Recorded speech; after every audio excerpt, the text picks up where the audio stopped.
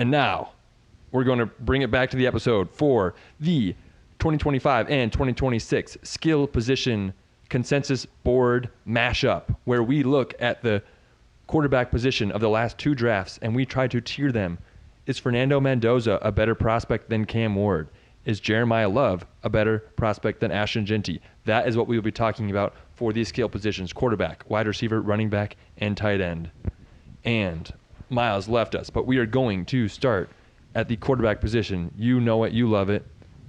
And pretty obvious consensus number ones from the last 2 drafts. Actually, Cam Ward was a top 5 pick, I feel like, for a lot of last year.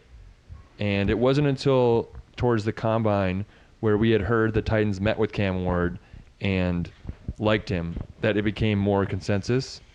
Whereas I feel like this time of year, Fernando has been kind of locked in for a little while longer. So what do you think about those 2 guys? So we're just comparing Cam Ward and Fernando Mendoza. I think we're going to jump. I mean, that's the first conversation. They're both number 1 overall picks. Pretty consensus. Yeah. Are we going to draft them? No, I think we're drafting. But just for this conversation, since they are the top 2 here, I like Mendoza. I think Mendoza showed that he can shine in big moments. He definitely has a set of cojones on him. And I don't think Cam Ward had that as a prospect, which is another thing we need to caveat. We're not taking hindsight bias into this. We're not factoring in what they did their rookie season for the 2025 prospects. Our sole goal here is to compare the 2025 prospects to the 2026 prospects for quarterback, running back, wide receiver, and tight end. And so when you're looking at Fernando Mendoza versus Cam Ward, just from a prospect standpoint, Fernando Mendoza has the resume, and he has definitely the team building skills that you want to see from your quarterback. Would you agree with that, Miles? I personally want to do this in draft format. I think it's the most. Yeah, I think that makes sense. Who's going first? I'll go first. Okay. Damn it. Yeah. Sorry. First off, I want to mention, going into the combine last year, there was a real debate between who's QB1, Shedeur Sanders or Cam Ward. As we got further away from the combine, it became clear that Cam Ward was the guy, and it seemed like Shedeur was going to go 2 or at least definitely top 15, top 10. So it wasn't clear until we got up to that point. Going into the last 2 years ago, Cam Ward was, he came out of Incarnate Word, and then he went to Washington State, transferred to Miami. Yep. He got a 5th-round grade going into that year. Wasn't considered to be a lock NFL guy. Before the year, he wasn't in mock drafts in the top 3 rounds. Came out of nowhere. There were some people with the opinion of like, I could see him being a 1st or 2nd round guy, but it's hard to get. You're not watching the Washington State quarterback who hasn't declared that closely. Mm-hmm. Yeah. That being said, out of the prospects the last 2 years, first of all, the reason we're doing this is, number one, we don't have access to all the tape, so we can't just watch all the tape and give you sick takes based on everything. Yet. Yeah. We have people. We have people in the works. Our sources are working on it. We have industry sources. Yep. I like this format because I think it's a really interesting way to understand where this class is at and what the talent levels are. When you're talking about in a class in a vacuum, it's hard to understand where the talent levels are at. Comparing it this year to last year, the 2 years that we've really been into the draft, I think gives perspective and helps kind of stack and format what the talent looks like year by year. The other thing is that I think this is going to put into perspective is that everyone is talking about how weak this class is. And I wouldn't call it weak. I'd call it top-heavy. And granted, we aren't going into the weeds of the day 3-ers, but hopefully, like, matching them up prospect to prospect will give you some context into how this class isn't that bad of a class. Connor, I want you to go first. I changed my mind. Yeah, okay. We just all right. Well, I've already said it. For those of you that were paying attention before, Miles stole my number 1 pick. What? Fernando Mendoza. I'm taking Fernando Mendoza. We're going quarterbacks. We aren't going all prospects. We're going drafting quarterbacks. Then we're going to draft running backs, wide receivers, tight end. So for the quarterbacks, I'm taking Fernando Mendoza, number 1, and I am sending that in the second my team is on the board. Yeah, I think I would have done the same thing. I like Cam Ward.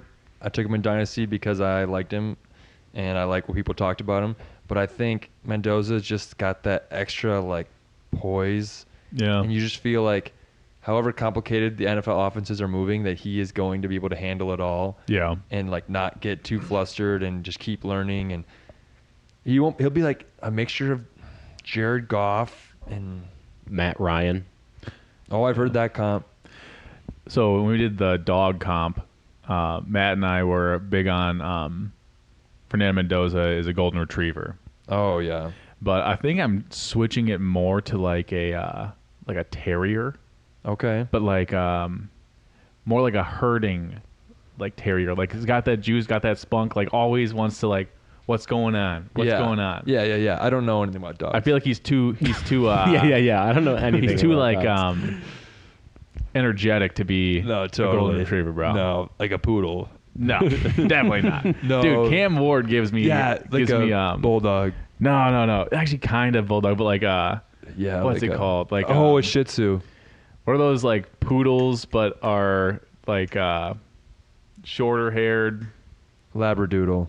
Labradoodle. He gives me Labradoodle vibes. I know dog people. Hey, We're talking about a dog knower. I know dog people. Okay.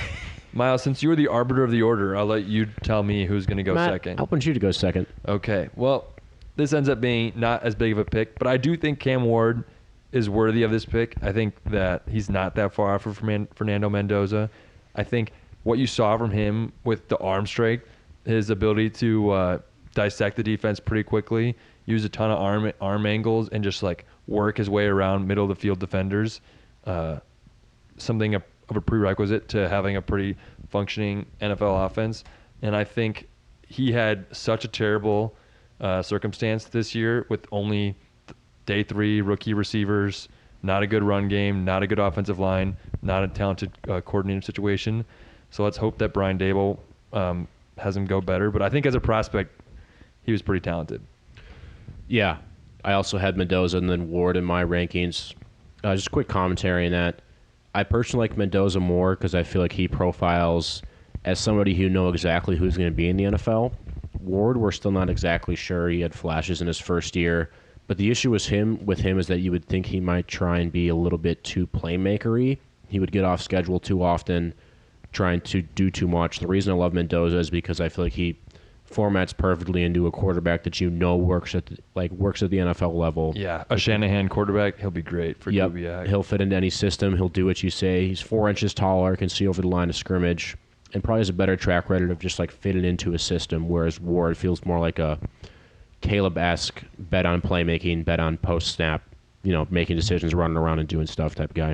all right, Miles, who are you taking at 3? This is stupid, but it's based on our pre-draft grades from the last 2 years, and I have no belief in it.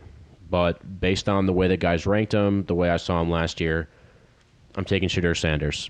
That's not wild. That's not wild. In hindsight, it's wild. I mean, technically, I'm going off my like 2025 like rankings and how I viewed them the day before the draft. Yeah. And so it wasn't like throughout the process or anything like that. Mm-hmm. So Based on those pre-draft boards, this is pretty chalk. Obviously, through 1 year, Shedeur has demonstrated that, in my opinion, he's not going to be an NFL starter. Drifts back in the pocket a bunch, doesn't have enough size, either height-wise to see over the line of scrimmage consistently, or size-wise to be able to hold up injury-wise. My least favorite part about him is that he doesn't seem like he navigates the pocket very well. It seems like he constantly just kind of drifts back and drifts back and drifts back and tries to make plays despite not being athletic enough to get away from NFL level defenders. To launch make the plays. ball from back there anyways. 100%. I take Shedeur here. He demonstrated he can do it without a great supporting cast. At Colorado in 2 years, he overachieved, even though he had Travis Hunter in that second year there. Demonstrated he can play make at an NFL level in college. And if you take away all the off-the-field stuff, he's a talented guy. Shedeur Sanders at 3. Here's a big question. Are we snaking or are we going 1, 2, 3, 1, 2, 3? you can snake, whatever. Let's say 1, 2, 3, 1, 2, 3. Oh, Okay. all right. Let's fight. All right. Well, for me, this isn't that hard of a pick. I am going to go with Ty Simpson for the 4th spot. The one thing I don't like is what every single draft analyst and Schmo will tell you is that it's the number of starts that matter. There's a threshold of number of starts. It's got to be anecdotal, right? There's not enough evidence. And I think, like, there is a lot of evidence to support it. But I'm saying, like, there's factors that just happen to affect it that are conflating what, like... Yeah, the one that I don't like is that people are like, I'm going to list off the players that had less than like 15 starts that were drafted and played in the NFL, and they're like, Cam Newton, Tom Brady. And it's like, Tom Brady wasn't one of them, but Cam Newton, it's like, and they're like, yeah, but he ended it, like, look how he ended his career. It didn't end well. And I'm like, that dude was a freaking MVP. What are you talking about? Yeah.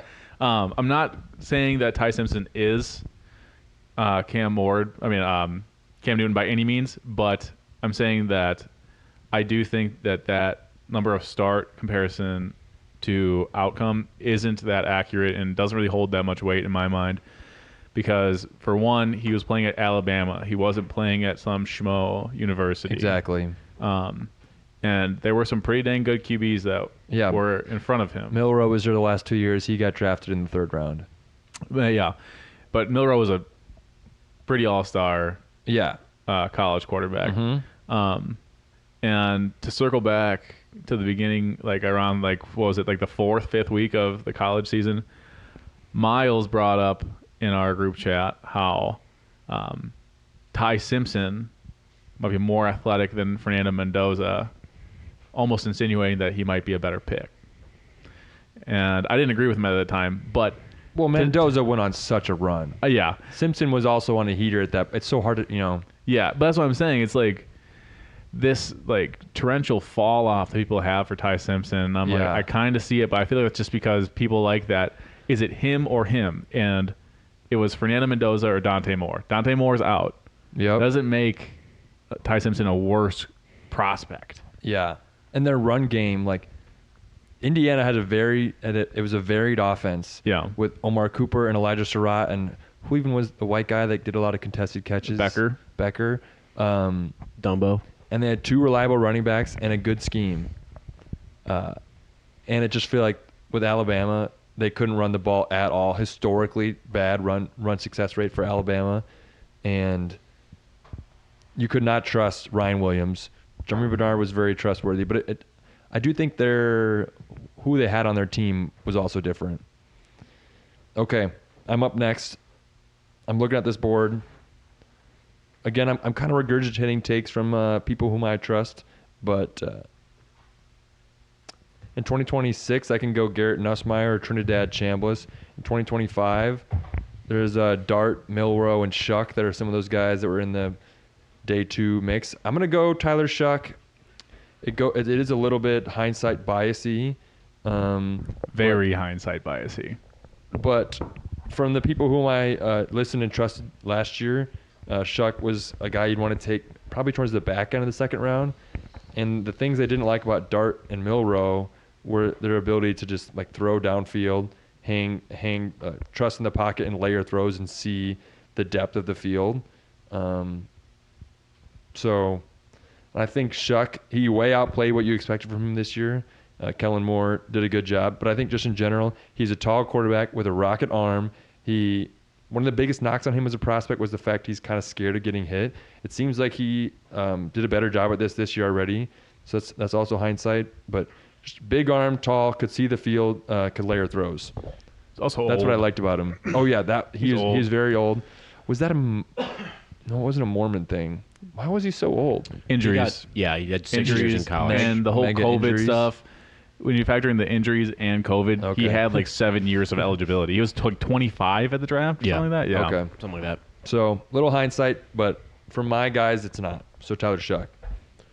I think we're doing a great job here, boys. We're not going to have the most original, sickest takes. My whole goal with this is that we're trying to like get a better feel for the draft class comparison to last year, just kind of format things.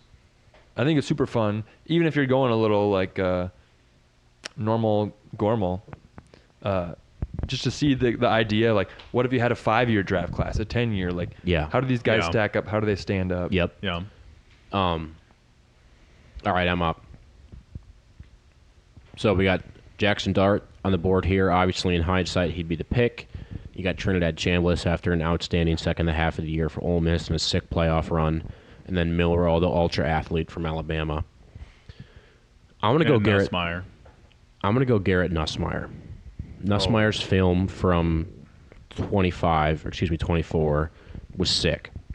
Considered to be a kind of lock for the top 10 of the first round going into this year. Everything went wrong at LSU. Came into the year with a screwed up knee, screwed up his core and his oblique early in the year in August. Just clearly wasn't right tape-wise the entire year. LSU struggled to run the ball the entire year offensively. Didn't have a bunch of receiving weapons. Nussmeier this past week at the Senior Bowl excelled, won the Senior Bowl MVP in that game, and just looked like the best quarterback that was there. I'll bet on his 2024 film, and I'll bet on a guy who seems like he has higher upside than these other three. Yep. Most common comp is Baker Mayfield. For him, a little bit undersized, rips it, downfield reader. His dad is a coordinator in the NFL. He's the coordinator for the Saints. Doug Nussmeier. I'll bet on the guy, despite having a bad year in film this wise. I'll just bet that his film was bad because of injuries. I'll bet on a guy who's going to push the ball downfield, be aggressive, has a history of going forward on third down, not an RPO merchant or a running guy like Dart or Chambliss or Milroe. Just seems like someone who could profile as an NFL starter who could be Baker Mayfield, maybe plus. I like Nussmeier, and if I'm going to take a bet on a guy, I'll take a bet on a guy who pushes the ball downfield, is able to read and layer throws, like Matt said, with depth. Garrett Nussmeier. I like that. I think when I watched the Senior Bowl, not even just the game, but even the tape on it, it was clear that he was the best player on in the quarterback room there. Healthier. And yeah, I think that people disregard the historic performances, and they don't care enough to look into the reasonings why they might not have been performing to that standard the year after. Yeah, stage fright. Yeah. You can't always perform. Could be. Hey, you and me both. All right, Connor. Your third rounder. Yeah, so we got Dart, Milroe, and Chambliss pretty much right now. I'm going to have to go Jackson Dart, but I kind of want to go Chambliss. But I would say they aren't really the same style quarterback. I would take Chambliss over Dart solely because I think Dart's, his bread and butter is more risky to me in the NFL, and I kind of saw that even when he was in college. Yeah. And so he had a lot of success this year, but I don't see it sustainable for a franchise quarterback. Chambliss, he makes the right reads. He proved that this year on a young Ole Miss team. A lot of people are going to count him down and put a knock on his report card solely because of that college football playoff loss. But people are forgetting that it was the college football playoff, and they were playing an insane defense at the time. And so I'll take Trinidad Chambliss. I totally thought you started that by saying you were going to take Dart. I don't know if I'm just... My brain doesn't work. He definitely did say that. He switched midway, and I respect it. Yeah, you're like, I'm going to go Dart here. I write down Dart. And that's why I'm taking Chambliss. And that's why Yep. I talked myself into it midway. You made such good points. You're like, damn, I hadn't thought For of real. that. Honestly, Dart is ahead of it on my big board. Oh. Yeah. But sometimes you just got you trust your gut. I would say, I'm pretty sure you said Dart. Doesn't matter. It doesn't matter where you start. Matters where you finish. Yeah. Oh, yeah. I'm also gonna put Dart above Milroe here. I just think they're both pretty good athletes, and Dart didn't do a lot in college that made me think he was going to be some NFL phenom, but he did. Wasn't scared of contact, whether running or in the pocket. He'd rip it downfield, and he'd just like trust his receiver, trust the concept, rip it where it needs to go. I didn't think he was a guy that you could trust his decision making or his eyesight. But sometimes you got to trust the traits. And with Milroe, I think the hand size stuff kind of got to me. And I just, watching a lot of those Alabama games, it just felt like he was running or the offense was broken, especially towards the end. I was not big on Milroe. I really think it's interesting with Kiffin here, developing Dart in that year, and then Dart being a surprise, and then Chambliss coming out of nowhere, feeling like he's developing a system to be able to perform well. Really makes me interested in the way that Sam Levitt develops next year as LSU. Kiffin seems to have a track record a little bit of developing these guys. That is a great point. That's really exciting, actually. Yeah, Levitt was kind of a first-round talk guy this past year, was hurt at Arizona State. He's going to have a 6 surrounding at LSU. They just picked up the top tackle in the portal. Really excited about Levitt this upcoming year. I wouldn't be surprised if he's talked about as a top 10 pick next year. I have to take Milroe here. Milroe is terrible at the Senior Bowl. I have no belief in him as a quarterback. He's an athlete with a big arm. The reason the Seahawks took him... Insane athlete. Like, yeah. If what it worked, did he run? I don't know if he did run. Didn't run at the Combine. Did he run his pro day? No. Would like people think he'd run a kind of a 4.4 flat. He's like strong like Jalen Hurts, but then like fast like Lamar or any speed guy. Absolute blue chip athlete. Big arm. Don't trust his processing. Don't trust kind of anything about his game. Don't like him at all. But he's the only guy left here. All right, Matt. Do you have the order so we can go through where people were drafted and what draft class they were in? Where they actually got drafted? No, I mean just where we took them. What we just did there? Yeah. Yeah, I have it. You want to rip through it? Okay, yep. To highlight that, I need a control Y. Connor started off with Mendoza, then I hit Cam Ward, then Miles hit Shedeur Sanders, then Connor went back around, Ty Simpson. Then I hit on Tyler Shuck. Miles went towards Garrett Nussmeier, the pansy. Connor went Trinidad Chambliss, the absolute Chad King. I went Jackson Dart, and Miles went with Jalen Milroe. It's interesting seeing Jackson Dart so low on that list after talking about Nagy, like, is he going to fit with Dart today? But that's how quarterback prospects work, man. Yeah, and so would you guys say there were 3 quarterbacks that hit in last year's class? Or not hit, but Great question. Yeah, it's hard. If you call a hit in terms of like you're getting on the board, like you're having a chance to like go a successful you have a quarterback chance to pick. go into year 2 with a competent offense with the guy, then I would say yes, 3.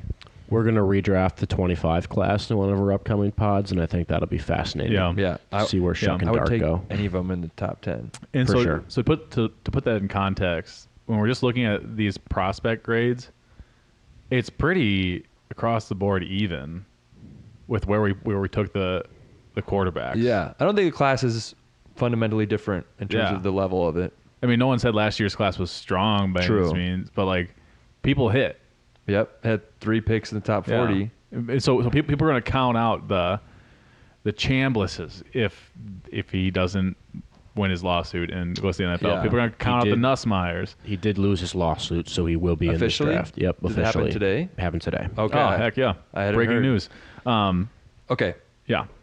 We have running backs, receivers, and tight ends. Are we wanting to go at a similar pace for these 3?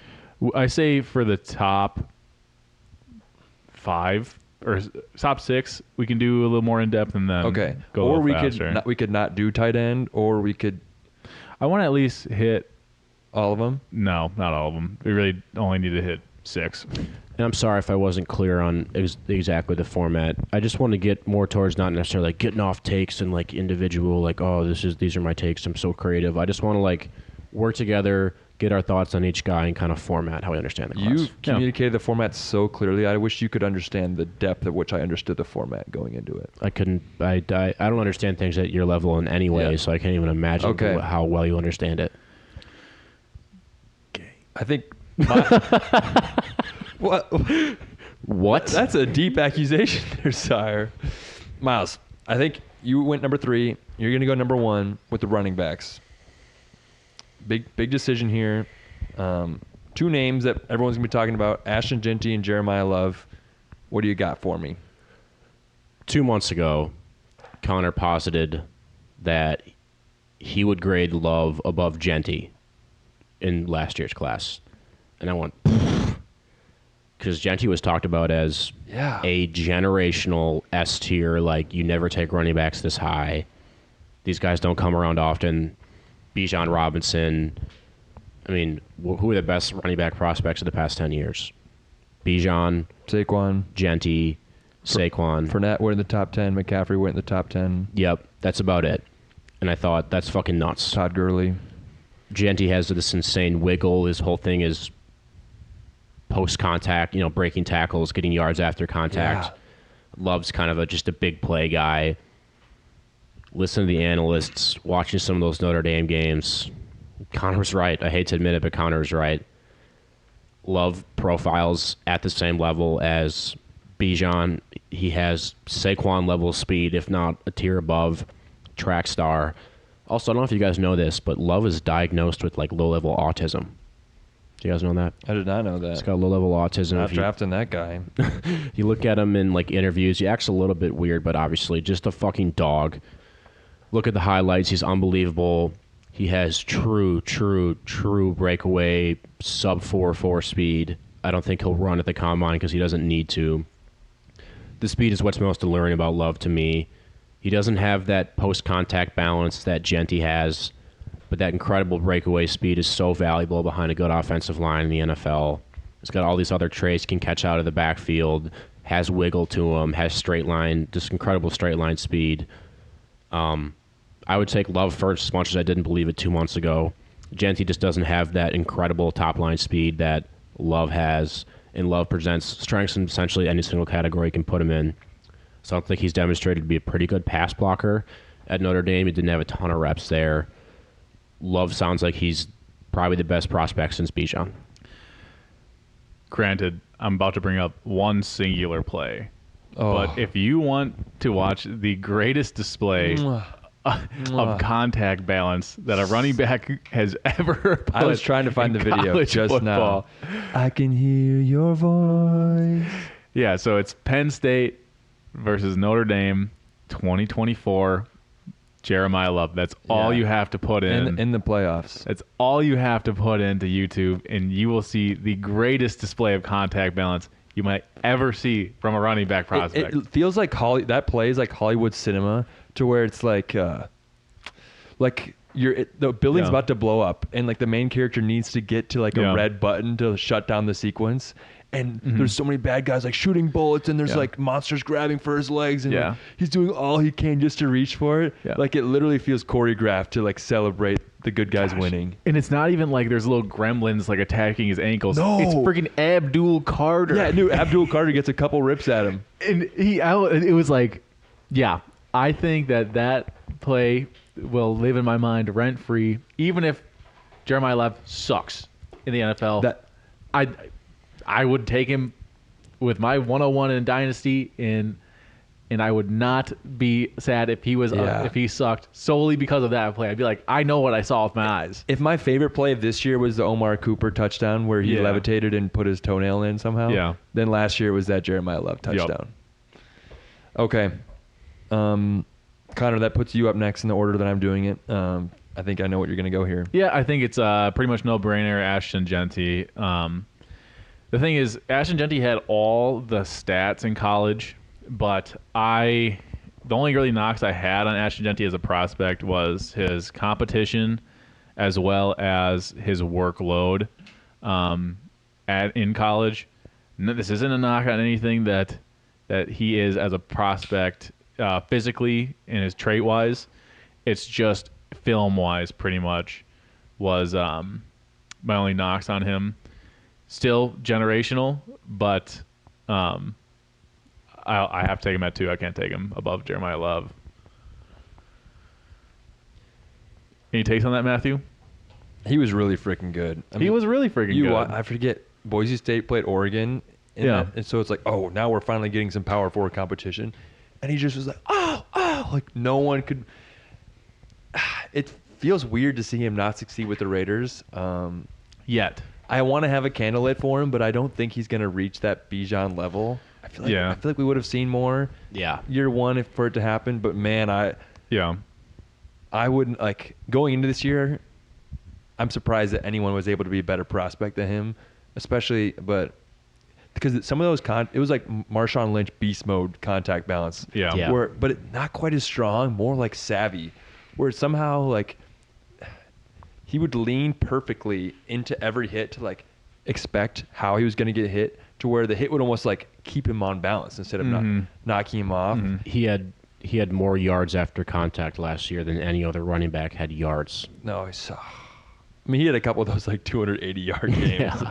in the Mountain West, but no, I think it makes sense. Yeah. I'm gonna go up next. At this point, it's pretty obvious. Only one more first round back. I'll go Omarion Hampton from North Carolina. My guy. He's just a beast. Another guy with pretty good contact balance, really tough, pretty good speed for his size, and I'll be honest here. I didn't study him quite as much as a prospect back then. Wasn't paying quite as much attention, but I remember liking him. I would have wanted him in Dynasty. Played at North Carolina. Had an overlap with Drake May. That offense was pretty electric, and he's just an athletic freak. Pretty good all-around back. He didn't catch a ton in college, but his skill at catching, I think, was definitely there. He made sense as just a good, strong, talented first-round back. Yeah. Yep. Miles? So we're looking at a variety of guys here you could go with. I'm going to take Travion Henderson, who was my RB3 in last year's class. Henderson, elite speed, elite speed, on par with Jeremiyah Love. Elite coming out of the backfield, catching the ball. Very underwhelming this year for the Patriots. Didn't get a lot of touches. It didn't seem like Vrabel trusted him at all. Yeah. Really kind of maybe suggests some sort of imbalance between GM and coaching staff. Maybe it doesn't. I would love to know. I would love to talk to Vrabel honestly after 10 beers and ask him why he doesn't like Travion. Well, I remember as a prospect, people were really lauding him for his Pass protection. Pass protection. Like anyone would rush, he would identify them and then like lower his shoulder and really compete for it. But then in the NFL, you're seeing some of these plays where it's like he misses a guy or they juke around him. It really feels like that's a way you can stay on the field in the NFL. If you're good at catching the ball, running, and pass protection, no need to take you off. Whereas Ramondre Stevenson's a little heavier, and you could see the difference in pass protection. Just fascinating the Patriots got this far, and he's really not even a feature back. You'd think if you told me the Patriots had made the Super Bowl after the draft, you go, Henderson was unbelievable. He's a top 10 back in the league. Yeah, that's a good and point. His rushing over under is 21.5 yards for the Super Bowl. He's going to get like 5 carries. So last 5 weeks, this is a tangent. Ramondre Stevenson looks like a top 10 back in the NFL. Yeah. Like he looks very talented, very strong, very yoked up, very shifty. Like, who is this guy? yeah, weird. Yeah. Especially after all those fumbles. Yeah. That's a way to get on like the Vrabel no list. Yeah, Vrabel stuck with him. All right, I'm up. Yep. All right, so we went Jeremiyah Love, which is the top prospect in 2026, and then we went 3 back-to-back-to-back 2025 prospects. Mm-hmm. In my heart of hearts, I want to take Quinshon Judkins, but I'd be lying to myself because I wasn't that high on him coming out of the draft process. That's fair. Going into the draft. Got to be fair. And for that reason, I'm going to take a man named Emmett Johnson, running back from Nebraska. Right now, Emmett Johnson on mock draft database is the 4th overall running back in the 2026 class, but I like him better than Jonah Coleman and Jadarian Price. And so some knocks I have on Emmett Johnson, he is very horizontal runner. He tries to find open space and doesn't really like contact that much. Smaller. So he's a bitch. Not really that great in pass protection right now, but has every opportunity to get there. He doesn't like he's horrible. But if you watch this guy has juice on every play he goes. And he's such a shifty running back. Insane contact balance, great out of the backfield pass catching, and he's smaller, but he has the juice. And so I'm taking Emmett Johnson. Yeah, my draft board was not affected there. I'll let you know. I'm looking. Hey, I'm looking at the same. same player. Can I be honest? No, hit Mine me. wasn't really either. Hey, I like that you like Emmett Johnson. Yeah. And when you watch the film, it's like this guy has speed. Yeah. He's shot out of a cannon. He flies out there, and Yeah. for his size, he does have some contact balance. Like a linebacker hits him, he's ready. He's ready to bounce off of it. Yeah. But he needs that momentum, and I think the Yeah. Nebraska offensive line set him up for success a Mhm. decent amount, and I just don't see him finding that same fortuitous situation. Yeah. And like when he's listed at more than he. what did he list it 5'11", at? 200. Yeah. He's not 200 pounds. About 5'10", he's- $195. Nah, He he's seems like he's 5'9", 185. I Yeah. would say like 185 to 190. Yeah. I guess we'll see at the combine if how true that is. Yeah. Love to see how he runs. Yeah. Yeah. Yeah, see how many frozen pizzas But- and like burgers he had in the last Water month. you Yeah. can chug. But yeah. but if I'm being honest, everyone out of the side of that top 4 that we drafted, I wasn't incredibly high on. They were all like, I was a little bit above lukewarm on all of them. No, I'm gonna pick Quinshon Judkins here, Yeah. and he had a better rookie season, and he also got drafted higher Yeah. than I anticipated. But his 2023 season, when he was at Ole Miss, he was really dominant. Mhm. Then he went to Ohio State to join Travion Henderson, and wasn't quite as flashy, but then they had him in different roles. And I think he just was really athletic. You could trust him to do everything. He was the right size, and Mhm. he was like just good enough at everything. Yeah. To where I thought him as a second round pick made sense, and even without hindsight bias, I'd be taking him here. Yeah. I don't actually know the legal situation with him. That was my knock on him. I forget. Is he hitting a woman? He's beating women. Yep. Yeah. We here at the Football Frauds podcast are going to firmly stand against hitting women. Bad. Wrong. Not good. We like Women. This podcast is actually brought to you by not hitting women. we like hitting linebackers. like hitting the gym. When you pull a guard and you hit hitting Yeah. hitting the running back for a tackle for loss. Those are good. We're yeah. women playing football. That's a tough. Yeah, but you still don't. We're not for Stop. men hitting men either. What are you talking about? No, we are because we're watching football. No, but it's different. It's all in good faith. You can hit people when they're playing football in good faith. in good faith. This is in good faith. Yeah. Do you think this is a scenario where there's like a fucking 6'1", 235 No. athletic freak No. woman who can hop in the NFL and be No. like a 4-string special teamer? Nope. I think there's a It's situation possible. Anything's possible. at a good no Anything's possible. at like a Anything's good at a possible. good high school program. I think there could be athletic freak woman that would compete and help a team. Are there even any examples of a Division I woman like making a roster? No, just a kicker. Yep. Kicker. It was at like Vanderbilt this past year, Nice. and I think it was like they didn't have her doing kickoffs, but and I don't even think she was the every game extra point person. They just like let her do a couple extra points. Fucking better than no extra points. Shouts women. Shout out to the But ceiling. it's just like in the same way, like there are women who are way stronger, faster, better than me. But in the same way, like you just need to have the body to compete at the 1 percentile. Yeah. And unfortunately, the chemistry won't let them get there. Yeah. yeah. I have hope for women. No. And steroids affect them and- different than they do the guys in the NFL. So Yeah, and we want to just say, football frauds. Here at Football Frauds, we have hope for women. If you're a woman out there, we're pulling for you. But that leads us to Miles with his next pick in the 3rd round of this draft. Side take, I think we should start allowing or maybe requiring elite athlete women to start taking HGH To compete. just to try and get them a chance. Russia did that. Yeah? Yeah, that's why they couldn't compete in the Olympics. Well, I'm pro Russia then. Same. Shit. We here. All right. Pro Ukraine. So Miles is up with the 7th pick. All right. So this guy was at number 4 in my board. A guy who's a crowd favorite, Cam Scadaboo. That's crazy that you had him that high. I mean, part of this is just the football fan within me loves his energy, just loves watching him fucking run into dudes and be an absolute psycho. I firmly believe that speed is overrated at essentially every position in the NFL.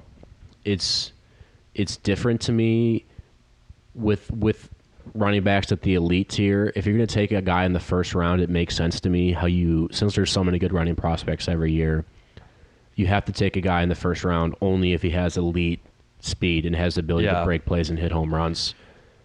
Scadaboo doesn't have elite speed, but he has elite play speed, and his ability to break tackles is probably unparalleled by anybody else in the NFL right now.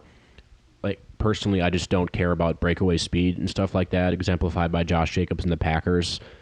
It's a nice trait to have, but that only matters for guys if you're in a great system. Jeanty's speed didn't matter this year. It only happens for guys like Jahmyr Gibbs, who have incredibly elite speed, who are able to hit holes and take advantage of big holes. With a good offensive line. Yep. Yeah, I like to think about how elite speed can get you to meeting the linebacker further upfield. But if you can't have enough power to keep that momentum moving downfield, it means nothing. Right. It means nothing. Mm-hmm. If you're going to fall to an arm tackle. Yeah, exactly. I would if I'm watching football every week, I want guys who are going to be able to take advantage on the margins in between tackles and guards and make up for deficiencies in my guards, not only be able to capitalize on elite offensive lines with huge holes where they can find a seam 10 times a year. Scadaboo doesn't need that. He doesn't need a hole. He'll plow through anybody, and I feel like his play speed is much better than the whatever 4.62 he ran. Love Scadaboo going into the future. Obviously an incredible guy to root for, and just someone as a football fan where in my gut of all guts just makes me freaking feel something deep down. I want to cheer for him, and I would love to have him on my team. I'll take Scadaboo. All right. Boom. Connor, what you got for us? So I'm going to go with Jadarian Price. Now, I was kind of torn between him and Caleb Johnson, and I think this is hindsight bias playing into it. Caleb Johnson was electric at Iowa, but I think that Jadarian Price in Jeremiyah Love's absences this year really showed out. And if you ask Notre Dame fans, they'll tell you that they had a 1-2 punch, not a 1 punch and a closer. You know? One. Not a 1-1-1-2. But overall, he's not Jeremiyah Love. If anyone tells you that they are on the same level, they are on some sort of drug, and you should ask who their dealer is because it's some good shit. But that being said, bro, Jadarian Price, he's way better than Jeremiyah Love. But 5'11", 210 pounds, 59 on PFF big board. But I think that he will get drafted in the second round. Fast pass catching ability. He showed good tape in pass blocking. And I think that he is an NFL-ready running back. I agree. High floor. I am going to lead into not having hindsight bias because I did view Caleb Johnson as like in a similar tier to Quinshon Judkins and Travion last year. I just thought he was a guy that I think his combine testing wasn't very good, but you'd watch him play at Iowa and he would hit home runs. And their offensive line was good, but you saw him breaking tackles, having more of that breakaway speed. I don't know what happened with the Steelers, but I liked him as a prospect, and I'm just going to try not to have hindsight bias, so I'm going Caleb Johnson. All right. Do we just want to touch on the last 5 or 6 guys and then head over to wide receivers? Yeah. One guy I want to touch on is Nick Singleton. If you asked me in 2024 about Nick Singleton, I would have told you that he was NFL ready at that point in time. I have no idea what happened at Penn State this past year with him and Katron Allen and was it Aller? Drew Aller. Yeah, Drew Aller. But the whole we're all going to come back to school and this is going to be it really didn't pan out for any of them. No. And at the Senior Bowl, Nick Singleton broke his foot. And so he was supposed to be a combine riser. I didn't know that. Yeah, he was supposed to be a combine riser, and he probably won't even have a pro day. No. And so, Dang, that's tough for him. but that's someone to look at for a team drafting him in the 5th, 6th round. He'll fall. He was going to be a second-round pick if he just It's would have gone crazy. to school. Crazy. Or left school. Crazy. But you can't hate him. You know, you saw this year's draft class and thought that he'd have a better chance this year, and it didn't really pan out. Yeah. But it doesn't mean he won't be anything in the NFL. Anyone else you guys want to touch on? I didn't realize how low RJ Harvey was on the NFL mock draft database, given he went at was it end of the second, started the He third? was like pick 55 or something. Yeah, something like that. Didn't know a lot about Harvey before the draft. Took him in Dynasty, took him in all 3 of my leagues this year, just trusting that if they spent a second-round asset on him, they would use him a lot. Didn't work out until, what's-his-name got hurt. J.K. Dobbins. Until Dobbins got hurt. Not feeling great about Harvey as a Dynasty asset right now. Been underwhelmed with his vision. Doesn't seem like he sees holes that well. Like his explosiveness, though. He has demonstrated some big playability. Yeah. Yeah, he shot up dynasty value when he got drafted in the second round. I was a little more hesitant because I had consumed a lot of draft content before the draft, and just because Sean Payton says this guy's good, I don't know. I just felt like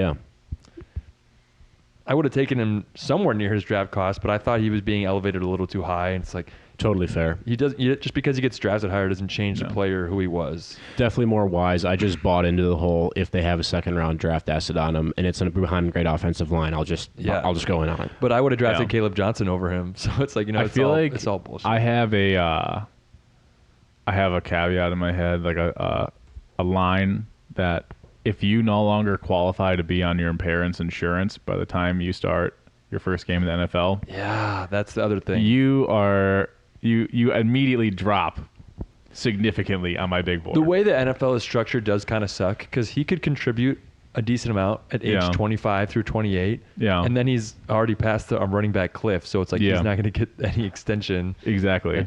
Exactly. Kind of why like guys like Nick Singleton or Katron Allen, maybe it's just like, hey, if you're going to get drafted in the top 4 rounds, just go. Just go. Yeah. You could be a bad running back, and your second contract could be $4 million a year. Oh, yeah, easy. Easy. Jeanty's a top 12 paid running back in the NFL already. Yeah, because what was he, pick 6? Yeah. So many offensive tackles. That's crazy. Okay, we're probably getting close to our hour and a half spot. We could come back to these guys another time. We could fly through them, or we could just go slow and because this receiver conversation is going to be pretty fun, I think. But what do we want to do? Let's do receivers. We'll keep our pace maybe a tad bit quicker. Okay. Well, we did have this stuff we got cut out, and we're pretty much right at it. But if we got some stuff I know, cut but out, that was like 2 minutes, maybe. I'm down. We got only 20 minutes left in us, eh? Okay. 15. Yeah, that's fine with me. I'm going to go first in this draft. Man, this is hard. I haven't really thought about this yet. I feel like there's a lot of guys in a similar category. You have the triumvirate this year of Carnell Tate, Jordan Tyson, and Mekhi Lemon. And it really feels like Tetairoa McMillan is at that same level. I'm not saying the guys are great in this year's class. I just think the receiver class this year is fascinating. I'm just so fascinated by all these different talents. Yep. They're all different. Yeah.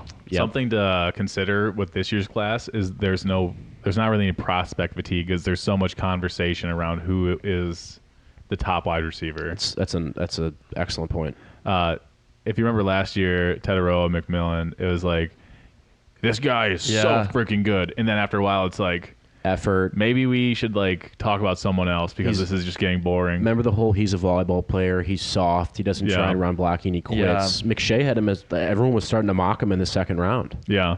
Insane. Yeah. And if you just go back and watch the tape on him, that dude's a freaking animal. Dog. He's a dog. I think if I'm going to be true to myself, some of that talk last year did kind of scare me off of Tetairoa McMillan. Even though I did know people that really stayed true to him the whole process. But I think I'm going to go Carnell Tate here. Just going to suck from the nectar of Ohio State University. Just get in there. And I feel like Tetairoa McMillan as a prospect, there was that fear of does he have elite speed? We know he can, get a bucket, jump up and do contested catch. Is he going to separate at the NFL level? There was some fear of that. Jordan Tyson, Is he a complete dog? Yeah. Is his route running going to hold up Yeah. outside of the Big 12? Yes. Are there injury concerns? And Makai Lemon, size? Dog. I think I'm going to trust Carnell Tate here. But I think that's just because you're a high floor guy, Matt. What's the worst that could happen? Oh, you're talking about the guy who drafted Travis Hunter and Travion Henderson. Calling me a high floor guy. You were on something that night. No, I think after the catch stuff is very important. Yeah. In fantasy. Yep. It's not quite as important for your NFL team. I would agree with that. 100%. And I think that if I had a spot on my team for a wide receiver, that all I needed him to do was just his job.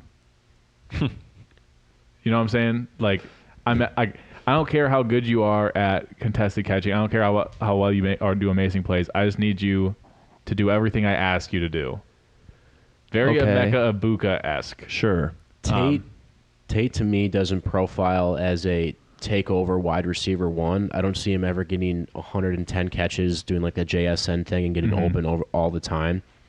To me, his role truly is going to be Big X who can block really well and is going to win downfield over and over and over again at the catch point. Yeah. He's not going to be a take over the game guy, but I think he'll be a really solid number one in redraft for next year. It's stupid because we don't know the team, but he's already going in the top 30 for Tate. That's funny. Tate's down the field stuff in terms of his post routes and just being able to win at the catch point is elite of elite. He was 11 for 11 on contested catch, which is insane. Like, I think you guys maybe, I'm not mad, but like his ball skills are insane. Yeah. Insane.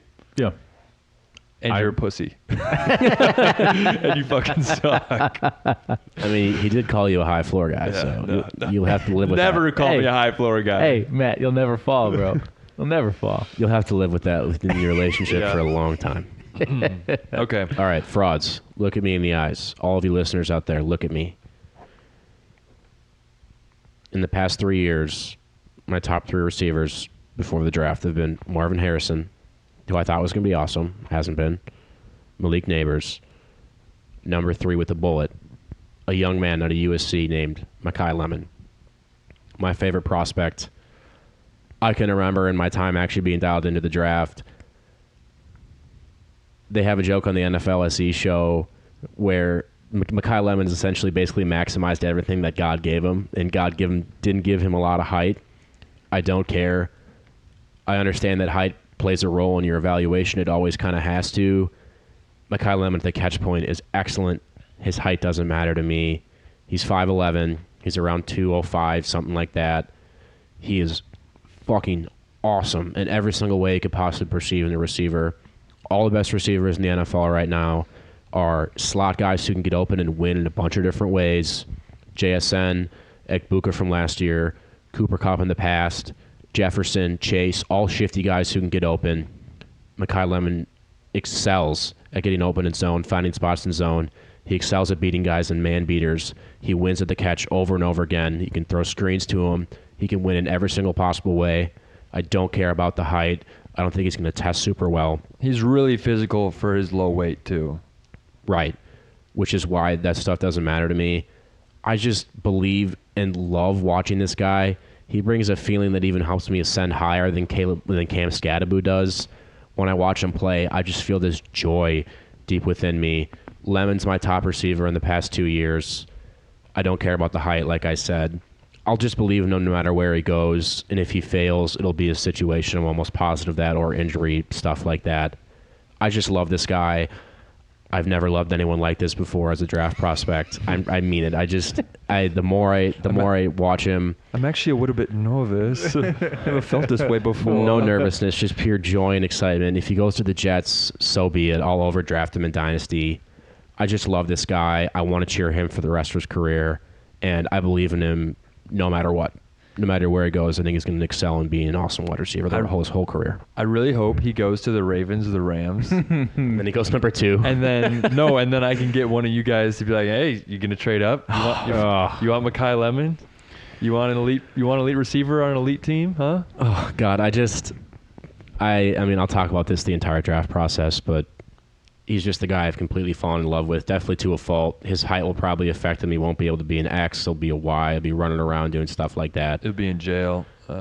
His wife will leave him. He has dog face to a fucking T. I just look at his face, and I just look at his profile on his face, and I just feel something. He gives Amon-Ra. He gives Amon-Ra to a T. He gives Amon-Ra with more catch point juice to me. Will he be Amon-Ra production-wise? Of course not. That's an anomaly of all anomalies. If he is, that'd be awesome.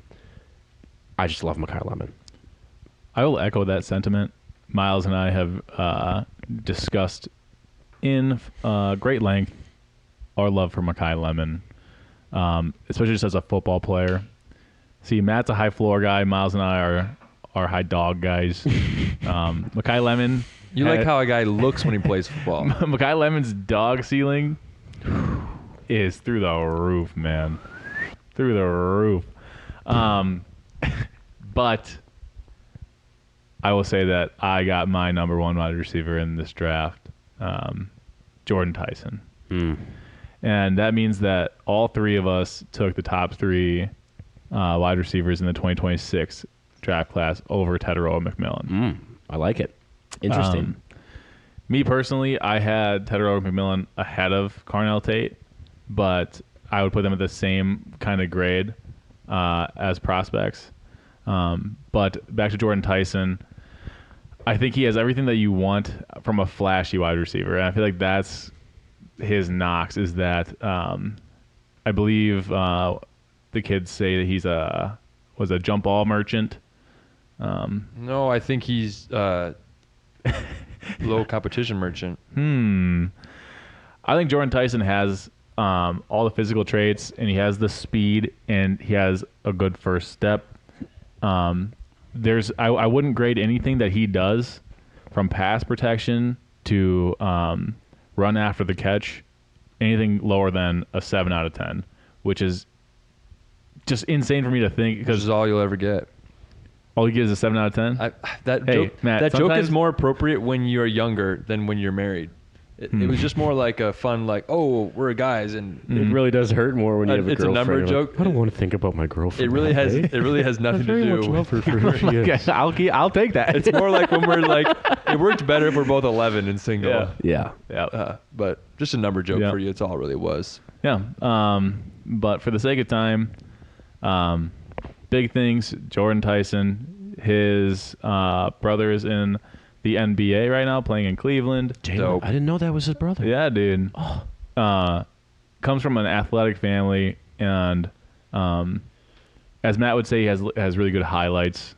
I love highlights because they tell me what your ceiling is, but they also make you susceptible to not being aware of the problems that they have.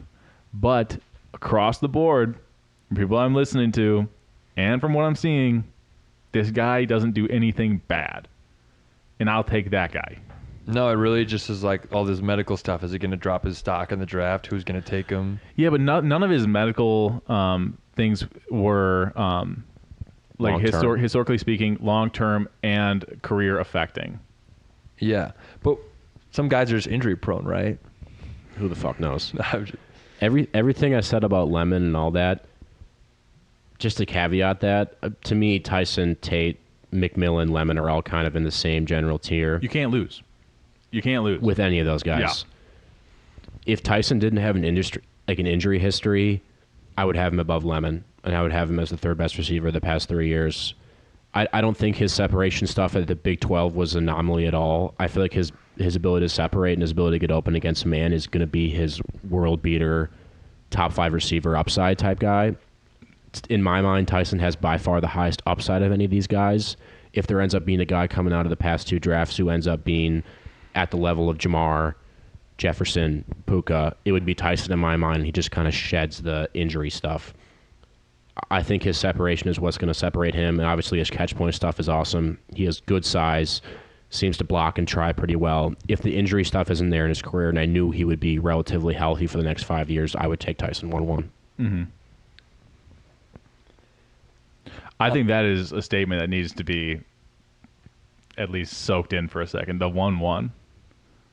Out of these guys? Oh, okay.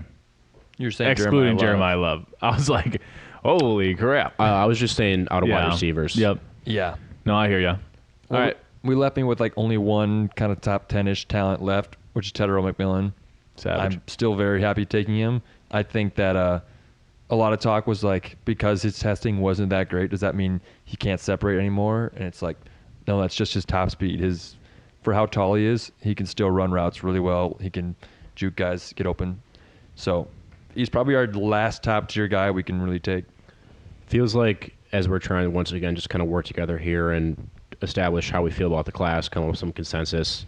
There's a clear tier there, and I don't think any of those guys excel above that tier. It's a very clear 4-person tier. Is that 4 or 5? That was 4. So you're up, and it gets tougher. Yep. Once again, clear drop off here.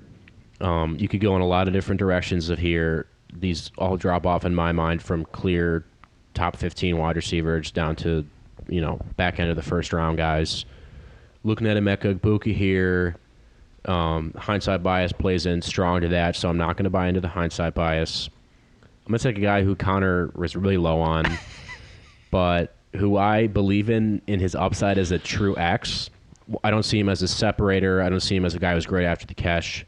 Denzel Boston excels as a down-the-field guy, win at the catch point, 6'4", elite NFL size, blocks well, and has a little bit more shiftiness than maybe the prevailing narrative would tell in this podcast. I like Boston. I don't view him as a top 20 talent in the NFL, but I think he slots in well as a every down X guy who can get up and down the field and win at the catch point. I would agree with that. I think my kind of nicks on Denzel Boston, they were a lot, and I made them very vocal to the people around me that know ball. The only one I still have and I won't waver on is, to me, he looks stiff. He doesn't look smooth. Matt has told me that I'm crazy for that, but he's just not a smooth route runner. I don't like his first step. He can win in contested catches situations, and he blocks his butt off. And I think that is what a lot of NFL teams want, but that's not necessarily. That's what gets you on the field your rookie year. Well, but are we talking fantasy right now? Or are we talking, because all that blocking matters a lot. That's what I'm talking about. That's what I'm talking about for his case to be taken here. To be drafted. Yeah. Being able to run block and pass, I guess not, you don't pass block if you're Denzel Boston. That was a dumb thing to say. But that gets you on the field. And so hard on yourself, Connor. We're all learning and getting better here. We're growing. This is a thing where we grow and contribute to each other with love, and that includes the way you treat yourself. Yeah. I appreciate you saying that, but you're a football fraud. I still wouldn't fucking take him here. I still would not take him where you took him. I all of your criticisms of Boston, he doesn't have that wiggle. I can see what you see as well. I just think maybe it's a little bit, he's got a little bit more flex and bend to him than that would suggest. Connor, you can tell us who you would have taken because you're up next. Yeah, so I am flipping between two people. I'm flipping between Emeka Egbuka and Luther Burden. And they are two totally different cuts of the pie. On one side, you got the all business, I'm going to do exactly what you need me to do, and I'm not going to disappoint. In Mr. Consistent in Emeka Egbuka. The other side, you have the number one wide receiver in the class coming out of high school, chose Missouri, balled out at Missouri, didn't have a supporting cast, but still had the talent, but there were character concerns with him. Yeah. In Luther Burden. I'm going to take Luther Burden solely because I am a high ceiling guy. He had the juice. He has the juice. I saw it. I don't honestly know why he fell outside of character concerns, but to me, he was by far and large the clear number 2 in last year's draft. Tet was the number 1. Nothing was changing my mind on that. But there was a S tier, A tier, and then the B tier was full. Mm-hmm. Yeah. I think it was the character concerns and also like didn't do a lot of down the field routes. Like because he was so far and away their best athlete, they'd give him a lot of Mickey Mouse touches. Yeah, It's yeah. like, can he last in the like, actual scheme? Yeah. Winning routes, which some guys don't make the jump, but I agree that it's a decent pick here because if you have the athleticism and the cuts within your body, if you get the right coach, you could bring it out in any context. He's got really small hands, and there was also concerns about his. I mean, Matt, tell us about. You watched all the Bears film this year. The only true ball knower in terms of like watching film of every fucking game, specifically when it comes to the Bears. It feels like he wasn't consistent with actually knowing the offense and getting those routes over and over again. Like he's not smart enough, at least to compete at a rookie. Like in Ben Johnson's offense, I think he has enough within him if he wants to increase his effort and like increase his film studying that he can get there. But just from like what he needed to know at Missouri wasn't very much. Then to immediately get thrown into a pretty complicated NFL scheme, they wouldn't play him every snap, and even when they started to play him more, he would like line up wrong or run the wrong route, and that leads to interceptions and incompletions. And but even then, it wasn't all the time, and like there was questions: is he going to buy in? He did mostly end up buying in, and there wasn't a peep as far as I heard about like lack of effort. I mean, he seemed like he was trying whenever he was out there. I feel like he's definitely a fair weather fan player. That's what happened at Missouri. Right. He started kind of pouting and giving up on routes. He definitely has something in that he wants to be the best, and when he feels like, and this is all speculation. I've never met this guy. I have sources in the league, but I don't know Luther Burden. Definitely feels like he's the type of guy that he wants to win really bad, and he views himself as the best. Yeah. And when things aren't going well, it's not his fault, and he just wants to quit. I think it's probably accurate. Okay, I'm up next. I was thinking you were going to pick Emeka Egbuka and put me in a tough spot between Golden and Burden. But even last year, I'm just kind of an Ohio State guy. If people are there for multiple years under, who was their wide receiver coach? He went to UCF, who became the OC? USF. Why can't I spend too long. Under that receiver coach who put out all those guys, if they have consistent... Brian Hartline. Yes, thank you. If they have consistent production there multiple years, I don't think of it as floor. I think of it as just football talent. And he had 3 years, and to me, it was enough to put him above Golden or Burden last year's draft, around pick 20. I mean, nothing crazy, but like I didn't see what happened to him in the first. He had the most fantasy points within his first 5 games of his career of any player ever. I didn't see that coming, but I thought he could be a consistent contributor on your team for a long time. So I'll go Egbuka next. Like that. Looked awesome through 6 weeks. He looked like way above what we thought his ceiling would be. We thought his ceiling was being a solid wide receiver too. And I feel like he blew through that and immediately. It seems like injuries kind of tore him down after that. I'll take Matthew Golden here. Loved the Packers pick as it was happening.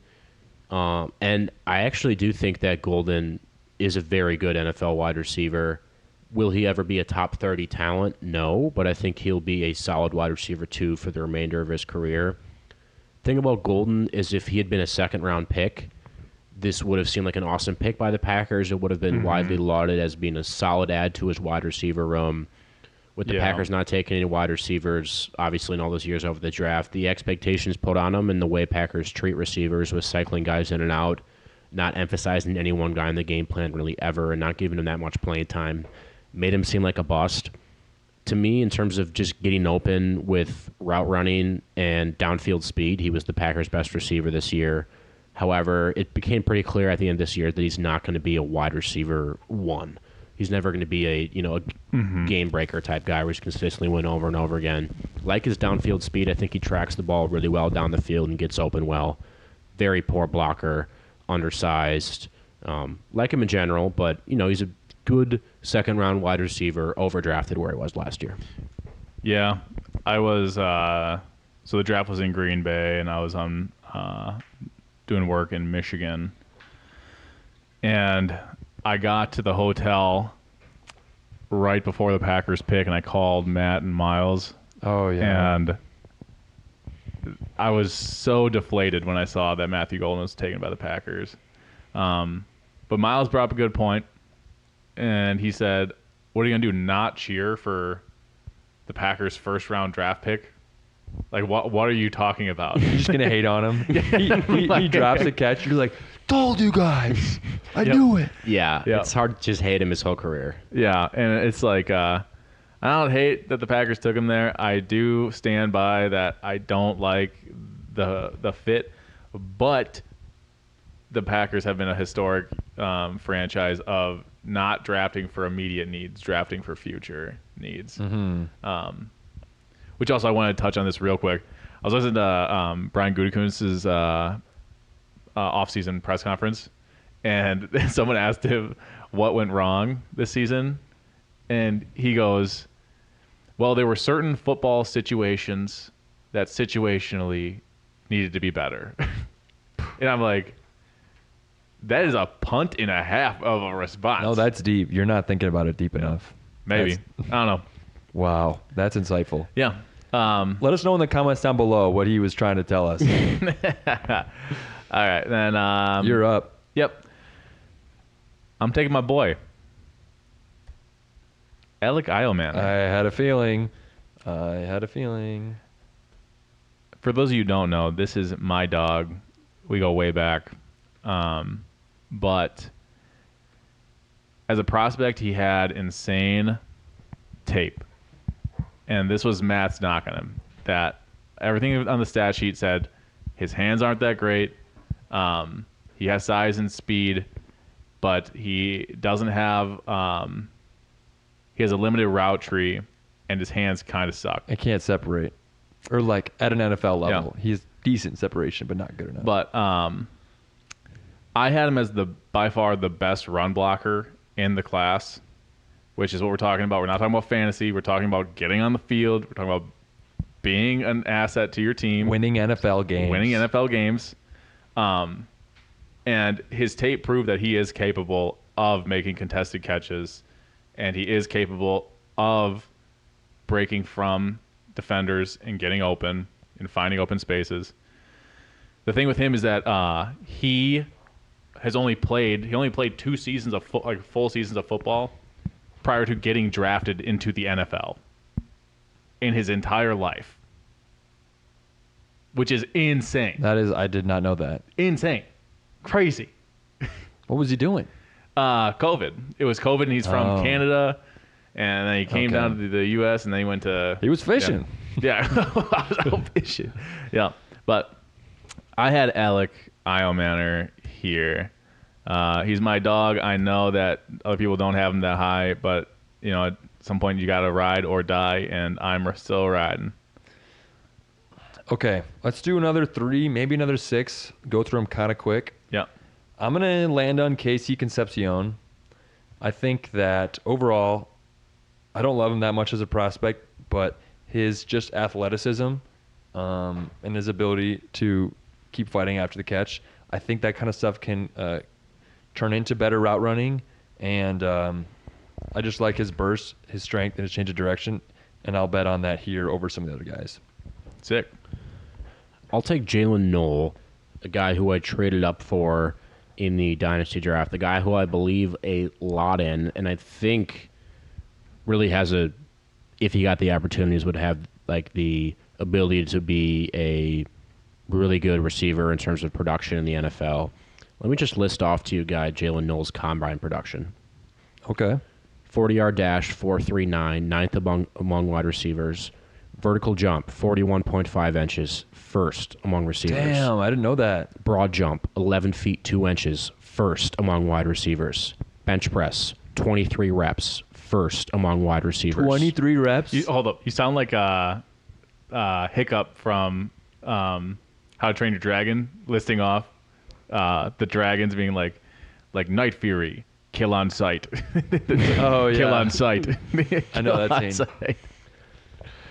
And Anyways, Jalen Noel tested elite. He's only 5'11", 200, limited size, not a great run blocker, which is why he fell to the third round, but is an elite athlete. And when he got opportunities this year, I thought he was fucking awesome for the Texans. Just didn't get enough opportunities to be good. They love Higgins. They obviously drafted him higher, and Higgins is a much better run blocker, much better as an X, good in contested catch situations. I love Noel. That's probably my fantasy bias in terms of production. But if Tank Dell isn't back next year, Nico and Higgins are going to be their guys, so he'll probably never be a fantasy guy like I dreamed of. But I really believe in him as an athlete, as a production guy. All right. And then I'm going to take Emeka Egbuka because I was deciding between him and Luther Burden. Matt took him. What? Yeah. Son of a gun. We're on Casey Concepcion and Noel. I'm so sorry, guys. I You're didn't good. mean to do that. You're good. I didn't mean to do that. I didn't have him cross off my list. You got Higgins, Oh, I'm aware of who I Trey got Harris, now. Jack I'm Bash, Zachariah Branch, Elijah Surratt, Jeremy Bernard. Iguodala. I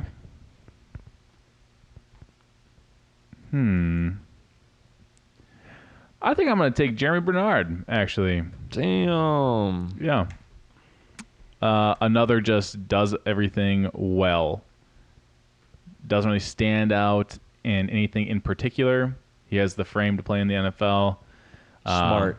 He's smart. He's not a wide receiver one, but he's smart, and I'd want him on my team. Yep. I think that's defendable. Yep. I'm gonna go with Jaden Higgins. Probably would have put him. He's on my dynasty team, so a guy I have hope for. But I think he competes. He's good at all the wide receiver things. He has good size, decent route running, decent hands.